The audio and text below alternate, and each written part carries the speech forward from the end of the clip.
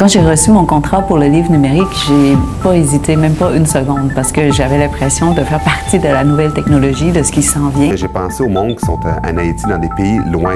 J'ai beaucoup de monde en Suède qui ont acheté des versions numériques en anglais parce que les autres, ils pouvaient pas commander le livre. Puis pour ce monde-là, c'est très facile. Tu peux commander le livre d'une façon très rapide. Ça prend 2 secondes, tu commandes dans ton ordinateur, puis le monde peut le lire le livre tout de suite au lieu d'attendre, puis il y a des frais. Puis je sais que l'avenir, ça va vers ça. On voyage beaucoup plus parce qu'on aime que ce soit léger. Puis aussi, je crois qu'encore aujourd'hui, dans certains pays, ce n'est pas possible pour nous de faire entrer certaines littératures. Donc le livre numérique nous donne cette chance de pouvoir traverser les frontières, de faire voyager les mots très loin au-dessus de cette gouvernance qui nous empêche parfois de propager la beauté des mots, je dirais. Donc oui, le livre numérique est là pour rester, même si le stylo reste très beau entre les mains.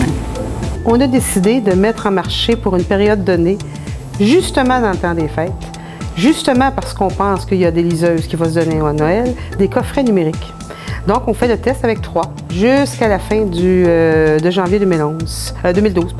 Quand Joanne m'a proposé de faire un coffret numérique, moi, j'étais très content. Nous, les auteurs, en réalité, le livre, on le fait, que ce soit sur format numérique ou sur papier. Ce qui compte pour nous, c'est d'abord l'histoire qu'on va raconter. Il y a toute une campagne avec ça sur les médias sociaux, les nôtres, Archambault, Canoë, toutes les librairies numériques sont dans le coup aussi. C'est assez excitant. Dans les réalisations, nous avons donc mis en ligne l'épilogue numérique de notre best-seller Mafia Inc. Un épilogue que nous avions préparé, que nous devions donc publier en format livre, donc une version allongée de notre édition papier. Et suite à ce qui s'est passé dans l'actualité, à l'assassinat du nouveau parrain, nous avons pu devancer donc la publication numérique de cet épilogue. Alors 24 heures après l'assassinat, le livre était disponible sur les plateformes marchandes. L'année prochaine, nous aimerions vraiment nous attaquer à un livre de recettes avec des vidéos. Alors on a pensé évidemment à des chefs comme Jean-François Plante ou d'autres qui sont déjà à la télé, ou Patrice Demers.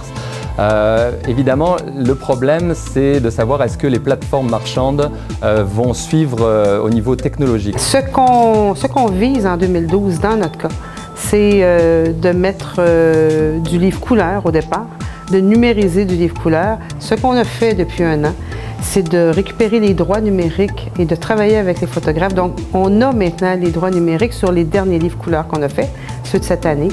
Donc, on est prêt. Je pense qu'au niveau des ressources humaines, à l'interne du groupe, il va falloir changer nos habitudes de travail. Il va falloir intégrer évidemment des nouveaux formats qu'il va falloir apprivoiser, aussi bien en graphisme qu'en communication également pour nos éditeurs. Il va falloir qu'ils apprennent à gérer des contenus qui peuvent être des contenus donc écrits, des contenus vidéo, des contenus audio, aller chercher des informations connexes au contenu propre du livre par le biais donc d'hyperliens. Je pense que ça va bouleverser énormément nos façons de travailler, comme ça va bouleverser aussi les façons de travailler des auteurs et les façons d'écrire de nos auteurs. Autre chose, évidemment, ça va amener aussi le développement d'expertise à l'interne. Nous autres, on a misé sur une équipe jeune depuis 4 ans. Donc, une équipe qui a des connaissances en technologie et une vision très moderne du développement. Donc, il faudra les former aussi parce que nos métiers vont changer.